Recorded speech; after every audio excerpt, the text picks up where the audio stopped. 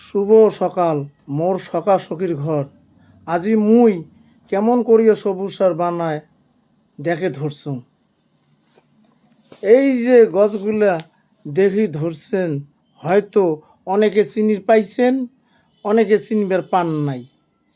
এই গছগুলো হল ধনচে গছ। এলা অনেকের মনত প্রশ্ন জাগিবে, এই গছগুলো দেখিয়ে কি হবে। এলা আইসং আসল কথা, খবরের কাগজতে হোক, সোশ্যাল মিডিয়াতে হোক, টিভিতে হোক, সারের দাম বেশি, আবাদ করলে লাভ হয় না, সার ছাড়াও আবাদও হয় না। দোকানে গেলে সার পাওয়া যায় না, পাওয়া গেলে দিন দিন দাম বাড়ে। এক ধরনের সার পাবেন, তা অন্য ধরনের সার পাবেন। এর জন্য আবাদ ভালো হয় না। রাসায়নিক সার জমির স্বাস্থ্য নষ্ট করে, সবাই করে। রাসায়নিক সার নাকি বিদেশ থেকে আনে, সেই জন্য প্রধানমন্ত্রী কয় আত্মনির্ভর ভারতবর্ষ হবে। রাসায়নিক সারের ব্যবহার কমেবার কয়, জৈব সারের ব্যবহার করবার কয়।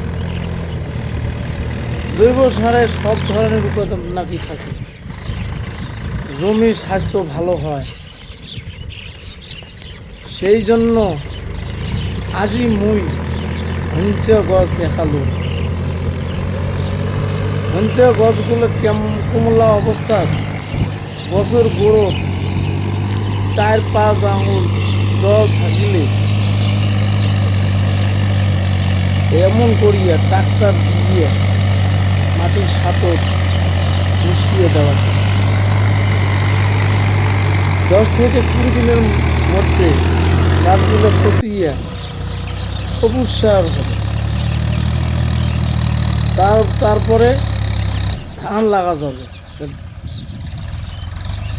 যদি মোর সবুজ সার বানার পদ্ধতি ভালো লাগে, তাহলে সাবস্ক্রাইব শেয়ার করিয়া উৎসাহ করব।